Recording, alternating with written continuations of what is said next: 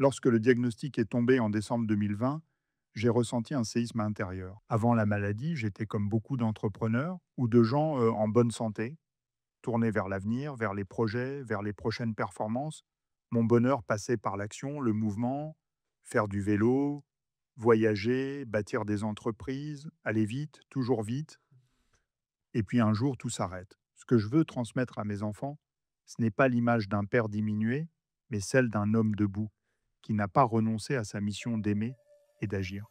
C'est ça pour moi l'optimisme lucide, car parler de la mort, c'est arrêter de vivre à moitié, et peut-être enfin commencer à vivre tout entier. Imaginez un monde où nous vivrions en meilleure santé, plus longtemps, avec plus d'énergie et moins de stress. Bienvenue dans le podcast Healthier Humanity. Je suis Jean-Charles Samuelian Werve et j'interviewe des experts à la renommée mondiale, des athlètes de haut niveau ou des leaders visionnaires pour parler du futur de la santé, du bien-être et de la longévité. Je suis ravi que vous vous joigniez à nous dans ce voyage. Aujourd'hui, j'ai l'immense honneur d'accueillir Olivier Goy, un entrepreneur, philanthrope, dont le parcours extraordinaire nous inspire tous. J'ai eu la chance personnellement de rencontrer Olivier il y a 9 ans maintenant, au tout début d'Alan, quand on était une toute petite pousse et notre rencontre avait été hyper inspirante et ton soutien là, avait été aussi intellectuel, mais aussi avec October qui a été un des premiers clients à nous suivre. Donc je suis particulièrement ému que tu nous rejoignes aujourd'hui. Tu es un entrepreneur accompli. Tu avais créé d'abord 1, 2, 3 Investment Managers, ensuite la plateforme de financement October, qui étaient les deux des succès remarquables et des petites révolutions ou des grandes révolutions dans leur domaine, dans le monde de la finance et de la fintech, qui ont financé, inspiré beaucoup d'entrepreneurs, d'entreprises et de tout type d'économie. Je pense une des forces, c'est que tu as financé pas que les startups et la tech, mais le monde complet. Et au-delà de ces réussites professionnelles, c'est aussi ton courage et ta résilience face à un défi personnel que tu vis depuis quelques années, dont on va parler aujourd'hui et qui nous touche profondément. En 2020, à l'âge de 46 ans, tu as reçu un diagnostic de sclérose latérale amyotropique, SLA, qu'on connaît aussi sur le nom de maladie de Charcot. Ça a été une épreuve énorme et tu as pu choisir de te retirer, comme beaucoup le font, mais tu as décidé d'utiliser ta voix, de te battre, d'influencer le monde qui t'entoure, de faire avancer la recherche, de changer notre regard face à la maladie. Tu l'as fait sous plein de formats, en communiquant, en écrivant, en étant co-auteur du livre Invincible, derrière le sourire, le combat d'une vie, avec Anne Fulda, et ton documentaire Invincible été réalisé par Stéphanie Pilonka, et ça a sensibilisé le public sur la SLA, mais aussi tu as permis de collecter plus de 2,5 millions d'euros pour la recherche à l'Institut du cerveau de Paris, ce qui est très, très impressionnant. Heu et hem et aujourd'hui, j'aimerais explorer avec toi ton expérience avec la maladie de Charcot, mais surtout ce qui te drive, ta résilience, ce qui t'a permis de transformer cette épreuve en une force pour aider les autres et faire avancer la recherche médicale. Du coup, Olivier, en 2020, ta vie a connu un tournant majeur avec le diagnostic de la maladie de Charcot. Cette maladie est encore trop méconnue du grand public, malgré le fait qu'elle touche plus de 500 000 personnes dans le monde. Est-ce que tu peux nous expliquer en quoi elle consiste et comment affecte-t-elle le système nerveux et quels sont les principaux symptômes? Oui, bien sûr. La sclérose latérale amyotrophique, plus connue sous le nom de maladie de Charcot, est une maladie neurodégénérative rare mais redoutable qui touche le système nerveux moteur. Concrètement, elle détruit progressivement les neurones moteurs, ces fils électriques qui relient notre cerveau à nos muscles. Ce sont eux qui permettent à notre corps de bouger, de parler, de respirer, d'avaler.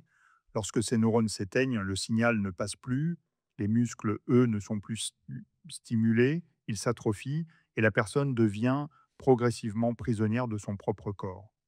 Le plus frappant et le plus cruel dans cette maladie, c'est que l'intellect reste parfaitement intact, le cerveau continue de fonctionner, de penser, de comprendre, mais il est enfermé dans un corps qui ne répond plus. Les principaux symptômes: des faiblesses musculaires au début, difficulté à marcher, à tenir des objets, à articuler, puis des troubles de la parole et de la déglutition qui deviennent de plus en plus marqués. Une perte de la mobilité jusqu'à une paralysie quasi totale, et enfin des difficultés respiratoires qui sans assistance, deviennent fatales. Il faut savoir que l'espérance de vie moyenne après le diagnostic est de 3 à 5 ans. C'est un compte à rebours implacable, et pourtant la SLA reste largement méconnue. Il n'existe aucun traitement curatif, très peu de financement public et une attention médiatique encore trop faible au regard de la gravité de la maladie.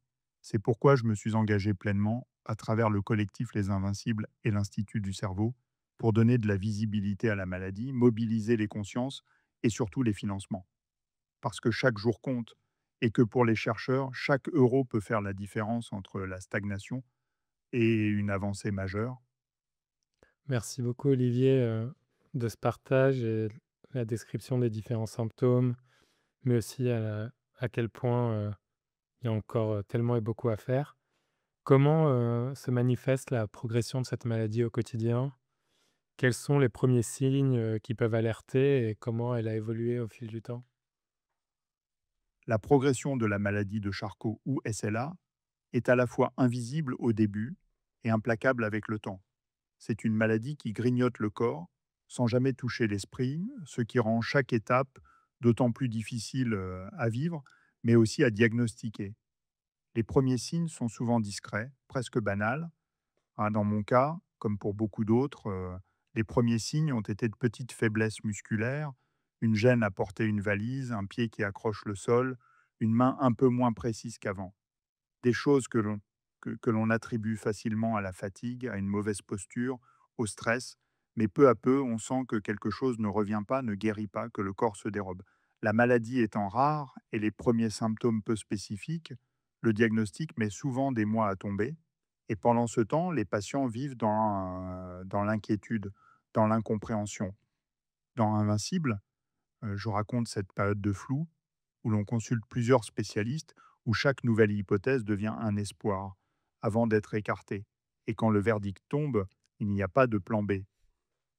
La maladie évolue en général selon un schéma assez prévisible, mais le rythme varie énormément d'une personne à l'autre. Elle peut commencer par un membre, une jambe ou un bras, ou par la sphère bulbaire, la parole et la déglutition, puis elle s'étend. La parole devient difficile, puis impossible. Manger, boire, respirer deviennent des actes assistés. Les mouvements se réduisent jusqu'à la paralysie complète. La respiration finit par être atteinte, nécessitant une ventilation. Ce qui est terriblement paradoxal, c'est que l'esprit reste parfaitement lucide. Le malade comprend tout, ressent tout, pense, aime, pleure, rit, mais il ne peut plus l'exprimer. Chaque jour, il faut s'adapter à une nouvelle perte. Un mot qu'on n'arrive plus à prononcer, un geste qu'on ne peut plus faire seul, une autonomie qui s'efface. Mais il y a aussi, et c'est important de le dire, une forme de résilience qui se met en place. Grâce aux technologies, aux accompagnants, aux proches, on trouve de nouvelles manières d'exister, de communiquer, de créer du lien. Moi, par exemple, je parle aujourd'hui avec une voix de synthèse. Est-ce frustrant? Oui, clairement. Mais c'est aussi une manière de rester debout, de rester acteur de ma propre vie. Si des troubles moteurs apparaissent, même discrets, et qu'ils persistent, il faut consulter un neurologue. Plus le diagnostic est posé tôt, plus on peut mettre en place un accompagnement adapté, des aides techniques et, dans certains cas, ralentir un peu la progression.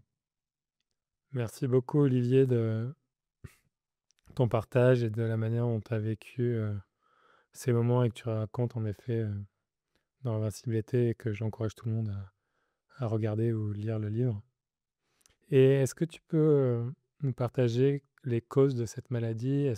Qu'est-ce qu'on sait aujourd'hui des facteurs génétiques, environnementaux ou d'ailleurs des autres facteurs qui peuvent contribuer au développement de la SLA?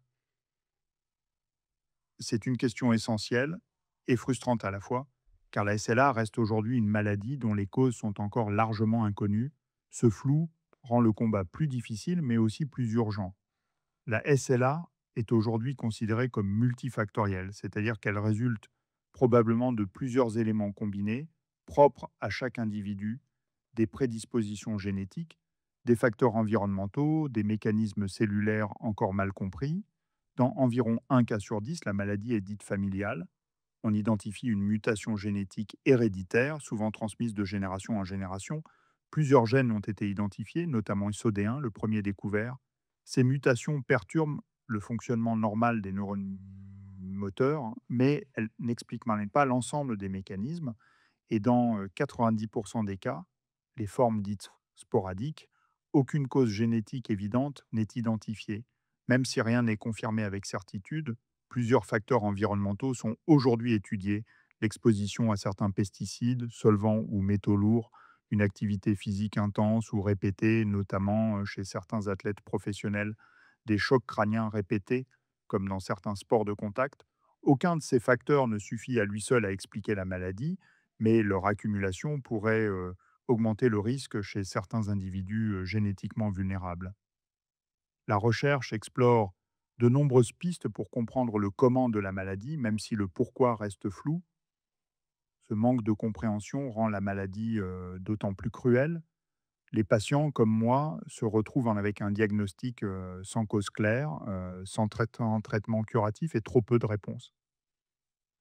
Merci pour ça et je pense qu'en effet, c'est clé de se mobiliser. Je n'ose imaginer, en fait, ce que tu racontes qui est cette perte progressive et en plus l'absence de réponse.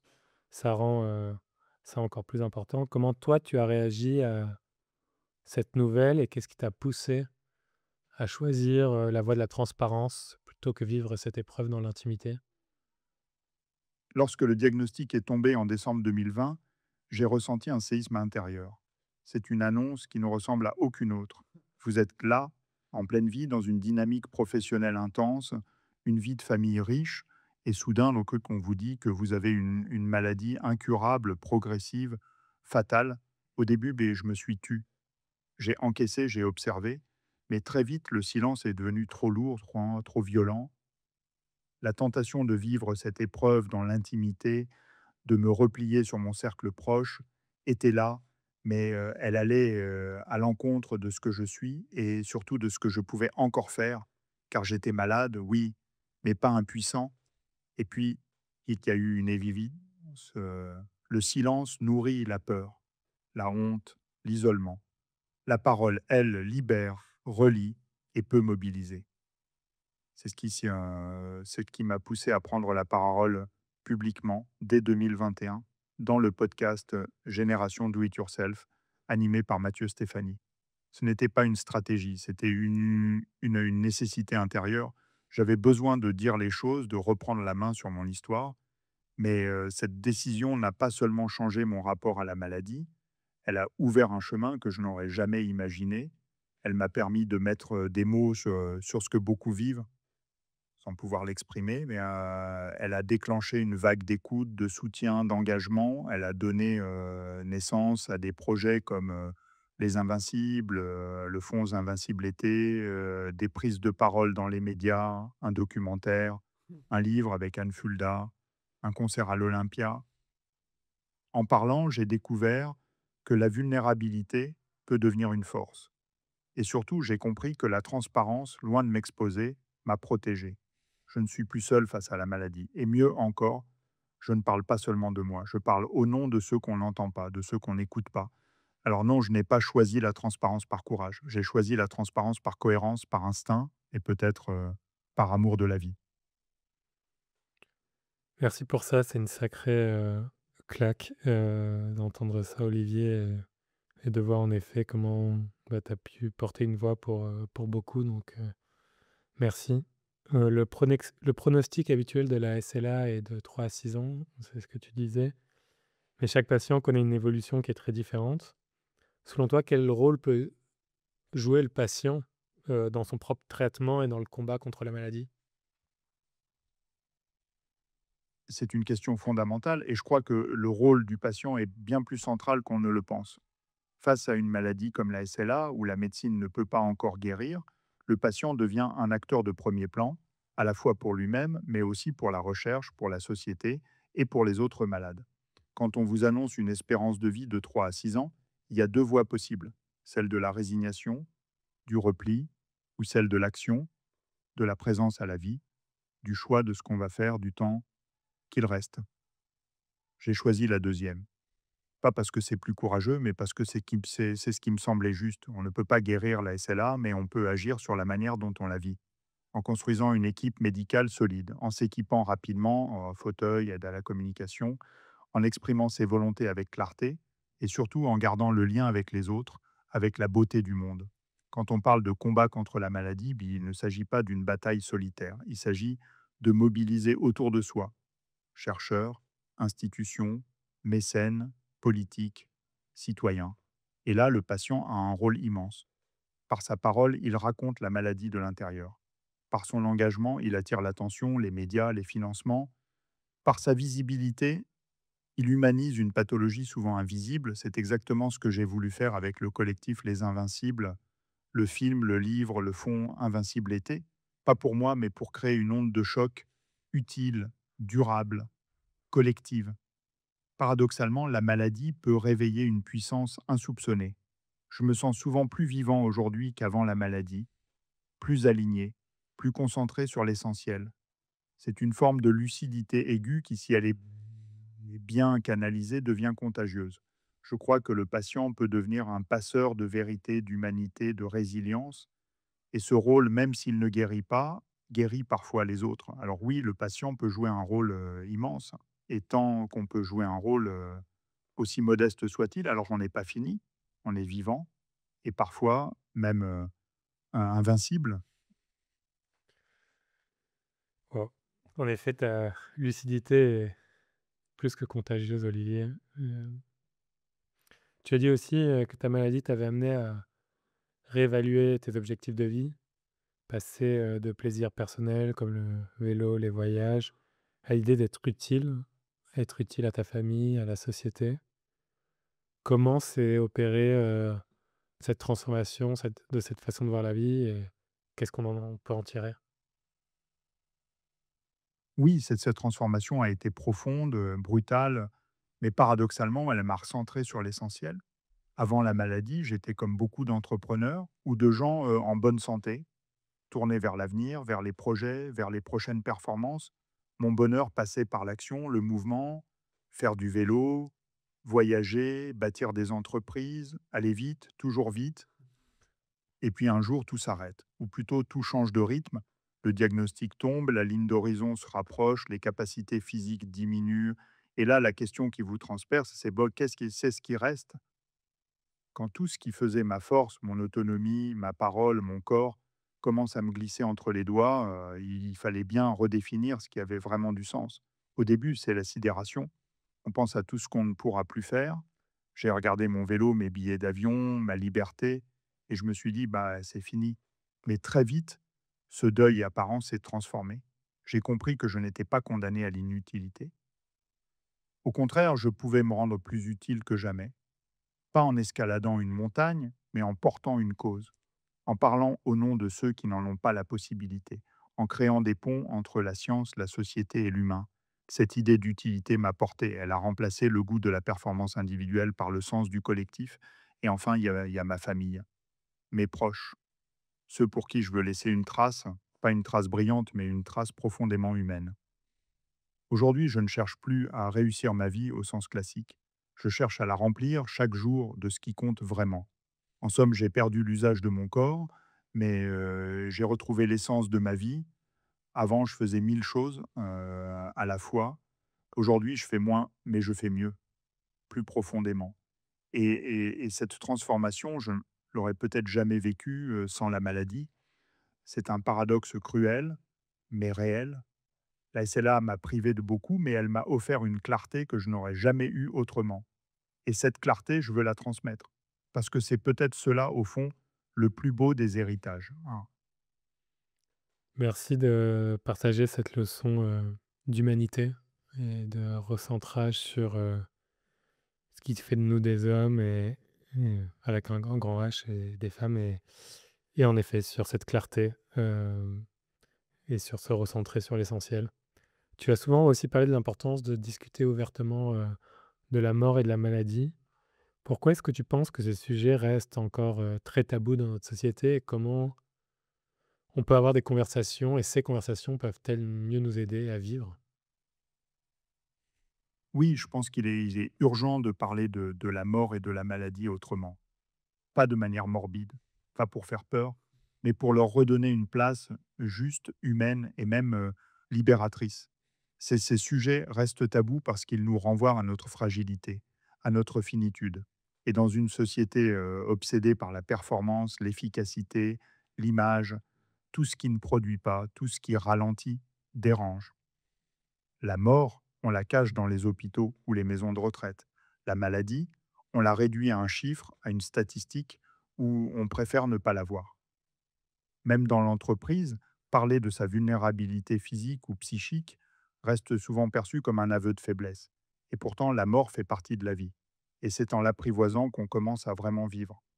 Parler de la mort, c'est comme ouvrir une fenêtre dans une pièce étouffante. Ça permet d'aller à l'essentiel dans nos relations, de dire les choses qu'on remet toujours à plus tard, de se recentrer sur ce qui compte vraiment. Quand on parle de la mort, on parle en creux de la vie. Et c'est souvent là, dans ces dialogues sincères, qu'on découvre la vraie intensité de l'existence. Car parler de la mort, c'est arrêter de vivre à moitié. Et peut-être enfin commencer à vivre tout entier. Merci pour cette leçon pour vivre pleinement. Ça me rappelle, une discussion que j'ai eue très récemment avec, un maître, bouddhiste zen sur l'impermanence et on parlait de toutes ces choses-là et ça résonne énormément. Tu utilises là des technologies d'intelligence artificielle pour t'aider à communiquer. Peux-tu nous parler de ces outils et de leur impact sur ta qualité de vie au quotidien? Oui, l'intelligence artificielle est devenue bien plus qu'un outil pour moi. C'est une passerelle entre ma pensée et le monde. Elle m'aide à continuer à vivre pleinement, à rester acteur, à transmettre. Quand on perd progressivement la parole, comme c'est le cas avec la SLA, communiquer devient un défi immense. Mais grâce aux technologies d'IA, je peux encore m'exprimer, dialoguer, écrire, faire des discours, donner des interviews, comme nous le faisons en ce moment. J'utilise une technologie de synthèse vocale personnalisée qui reconstruit ma voix à partir d'enregistrements effectués avant que je ne la perde. Cela me permet de continuer à parler avec ma vraie voix et non avec une voix robotique générique. C'est bien plus qu'un confort. C'est ma signature vocale, mon identité, mon lien émotionnel avec les autres. Lorsque mes mains ont perdu en mobilité, je suis passé à des interfaces pilotées par les yeux ou les mouvements de la tête, assistées par l'IA pour anticiper mes mots, corriger les erreurs et accélérer la communication. L'IA apprend ma manière d'écrire, devine mes intentions, complète mes phrases. C'est fluide, presque magique. Et c'est ce qui me permet de continuer à écrire des textes, des discours, à faire des choix. Je peux continuer à transmettre. Ce qui compte pour moi, c'est de rester dans le lien, dans l'impact, dans la transmission. Grâce à ces outils, je ne suis pas réduit au silence. Je peux encore parler d'amour, d'engagement, de recherche, de vie. Même si je dépends physiquement de mon entourage, je reste libre dans ma tête. Ces technologies me permettent de garder une autonomie intellectuelle et ça, c'est vital. Le plus beau, c'est que ces outils ne me rendent pas juste fonctionnel. Ils me permettent de continuer à faire ce que j'aime. Construire, parler, sensibiliser, mobiliser, ce que je vis aujourd'hui grâce à l'IA, je veux que tous les patients puissent en bénéficier, mais ces technologies sont encore complexes hein, et tout le monde a un monde que il n'y a pas accès. Donc c'est aussi pour cela que je me bats pour que demain, aucun patient atteint de SLA ou d'une autre maladie neurodégénérative ne soit réduit au silence. Je sais que ce sujet vous tient à cœur chez Alan aussi. Avec ton cofondateur Charles, nous préparons d'ailleurs un projet ambitieux. L'IA ne remplace pas l'humain, mais dans mon cas, elle prolonge ce qui me rend profondément humain. Ma capacité à dire, à aimer, à créer du lien. Et ça, c'est une victoire immense. C'est magnifique qu'en effet, ces outils puissent t'aider à continuer à prolonger, à amplifier ton extraordinaire humanité. En effet, on est très heureux de passer du temps sur ce projet avec toi et qu'avec Charles, vous construisiez quelque chose, qui impactera beaucoup, beaucoup de personnes. Du coup, c'est ce que tu viens de dire, mais tu recommandes aux personnes qui sont diagnostiquées de SLA d'enregistrer leur voix dès que possible. Et quel rôle joue la communication dans le maintien de ton identité face à la maladie? Oui, j'encourage très fortement toutes les personnes diagnostiquées avec la SLA à enregistrer leur voix dès que possible. C'est un geste simple, souvent négligé au début, mais qui peut changer profondément la suite du parcours. Parce que quand la voix s'efface, ce n'est pas seulement un canal de communication qui disparaît, c'est une part de nous. Et parce que notre voix, c'est bien plus qu'un son. C'est notre identité émotionnelle, c'est notre manière de dire je t'aime, de rassurer, de faire rire. C'est un ancrage pour nos proches, une signature vivante, même si les technologies actuelles permettent de construire à partir de seulement 10 secondes d'enregistrement, plus il est long, meilleure est la qualité. Dès l'annonce du diagnostic, voire avant même qu'on ne perde des capacités, il faut juste enregistrer sa voix. Des applications simples permettent de le faire sur votre téléphone. Cela peut vous servir dans de nombreux cas, même aussi brutaux qu'un AVC. Et en effet, c'est assez impressionnant à quel point, ça me donne, le sentiment d'interagir, avec toi de manière ultra naturelle, donc faites-le tous. Quelles innovations te semblent particulièrement prometteuses pour améliorer la vie des personnes atteintes de maladies dégénératives? C'est une question essentielle car l'innovation est probablement notre plus grand allié face aux maladies neurodégénératives comme la SLA. Aujourd'hui, même si nous ne savons pas encore guérir ces maladies, nous avons de plus en plus d'outils pour mieux vivre avec, pour ralentir leur impact et parfois pour redonner des capacités que l'on croyait perdues. Voici selon moi les innovations les plus prometteuses. Les interfaces cerveau-machine, c'est sans doute la technologie la plus spectaculaire et celle qui avance le plus vite. Ces systèmes permettent à une personne de communiquer ou de contrôler un ordinateur uniquement par la pensée, grâce à des capteurs qui lisent l'activité cérébrale. La synthèse vocale personnalisée et IA de communication. Lorsque la parole se perd, la voix synthétique devient essentielle. Aujourd'hui, grâce à l'IA, on peut recréer la voix originale du patient à partir d'enregistrements, ce que j'ai fait, utiliser des algorithmes prédictifs pour accélérer la communication, coupler cela à des dispositifs de contrôle par les yeux ou les gestes. Les fauteuils intelligents, les fauteuils roulants deviennent de véritables plateformes de mobilité augmentée, pilotables par les yeux ou la tête, connectés aux objets du quotidien, capables d'anticiper les besoins et d'améliorer le confort.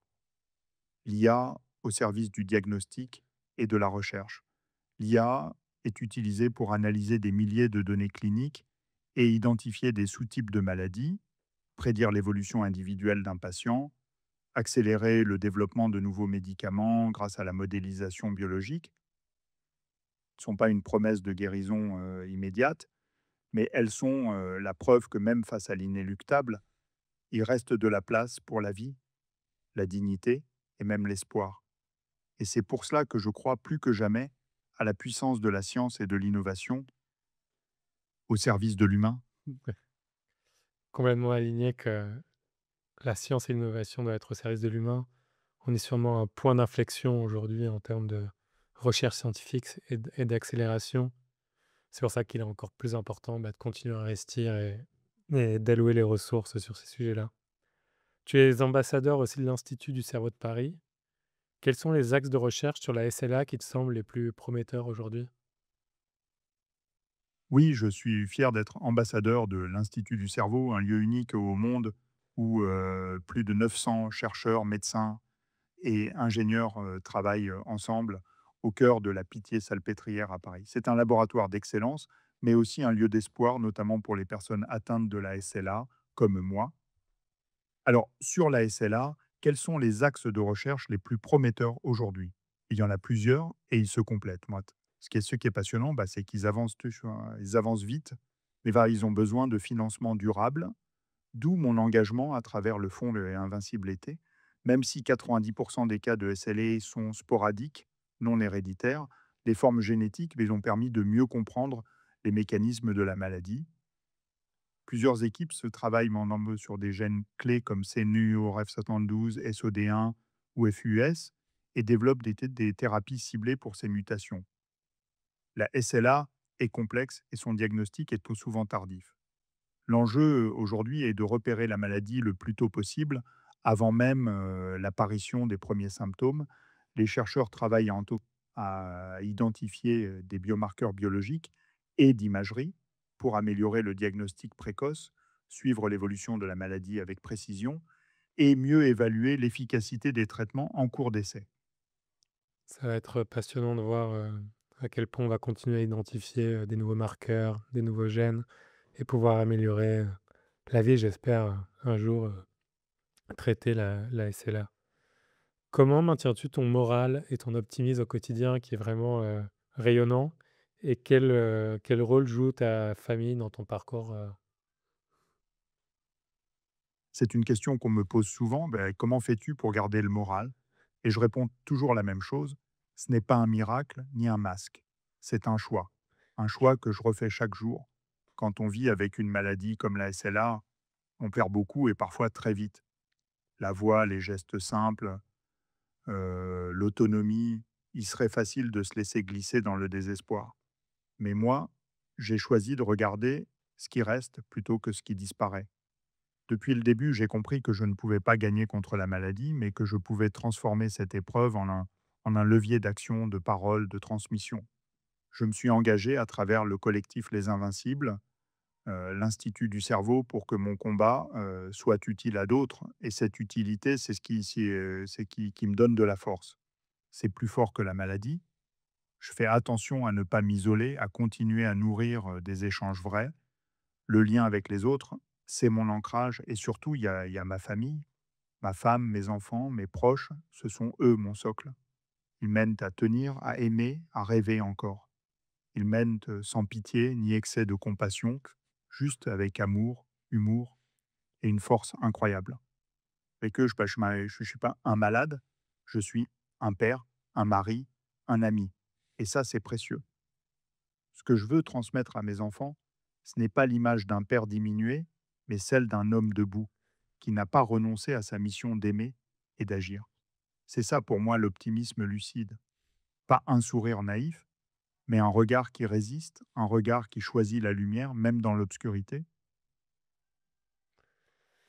j'en ai, les larmes aux yeux, mais tu nous apprends en effet, un choix, enfin le choix de l'optimisme, le choix de décider d'avoir une vision appréciative de la vie quoi qu'il arrive.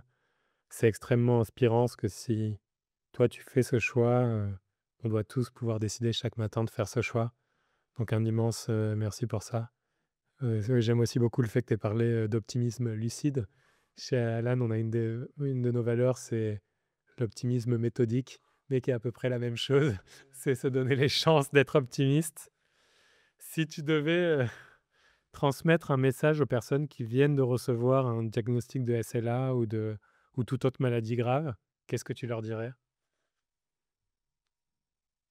Si je devais adresser un message à quelqu'un qui vient de recevoir un diagnostic de SLA ou de toute autre maladie grave, ce serait d'abord, tu as le droit d'avoir peur, tu as le droit d'être en colère, mais tu n'es pas seul. Je me souviens très bien de ce moment, ce verdict qui tombe sans appel avec des mots que l'on entend comme dans un brouillard, et puis très vite la solitude, le vertige, l'idée que tout s'écroule. Mais voilà ce que j'ai compris avec le temps, ce diagnostic n'est pas la fin de ta vie. C'est la fin d'une certaine vie, oui, mais c'est peut-être aussi le début d'une autre. Une vie différente, plus lente, mais souvent plus vraie. Tu ne choisis pas la maladie, mais tu peux choisir ton attitude face à elle. Tu peux décider d'agir, de parler, de te battre, ou simplement de rester vivant dans tout ce que tu ressens, dans tout ce que tu partages. Entoure-toi. Ose demander. Ose parler. La maladie isole, mais la parole relie. Il existe des collectifs, des aides, des technologies, des gens prêts à marcher avec toi. Tu n'as pas à tout porter seul. Donne-toi une mission, même minuscule, un projet, une cause, une lettre à écrire, un message à transmettre. Cela te portera. Cela donnera un cap aux jours qui viennent, un cap même fragile et plus puissant que la tempête. Et surtout, n'oublie jamais que ta valeur ne se mesure ni à ta productivité ni à ta mobilité. Tu es toujours toi, pleinement, intensément. Merci, très intense comme message et encore une fois, cette notion de choix et de cette connexion aux autres, est très puissante. Pour conclure, quel message, essentiel souhaiterais-tu faire passer à nos auditeurs, Olivier, sur la façon dont nous pouvons tous vivre une vie plus significative, plus peut-être, juste ou centrée, quelle que soit notre situation? Si je devais transmettre un message essentiel, ce serait celui-ci. On n'a pas besoin d'attendre une épreuve pour commencer à vivre pleinement. On peut choisir dès maintenant de donner plus de sens à sa vie. Pas en accomplissant des exploits, mais en étant présent, aligné, vrai. Alors peu importe votre situation, en pleine santé, en transition ou dans l'épreuve, je vous invite à vous poser cette question toute simple. Et si c'était maintenant? Et si je décidais aujourd'hui de vivre plus profondément? Pas demain, pas quand ce sera plus calme, maintenant. Et si j'ai appris une chose, c'est celle-ci. Ce n'est pas en niant notre vulnérabilité qu'on devient fort, c'est en l'embrassant, en en faisant un moteur, un lien. Alors vivons intensément, tendrement, pas invincible, mais profondément vivant. Merci Olivier, tu nous rends tous profondément vivants. Ton histoire, ta sagesse, mais surtout la manière dont tu as décidé d'approcher, la vie, ces choix quotidiens que tu fais pour, être présent, aligné, vivant, qui nous touchent, tous, dans la maladie ou hors de la maladie, comme tu le dis, commencer comment commencer maintenant à se recentrer? Comment avoir, de l'empathie pour ceux, qui vivent qui ne vivent pas les mêmes choses que nous et du coup, mieux les comprendre?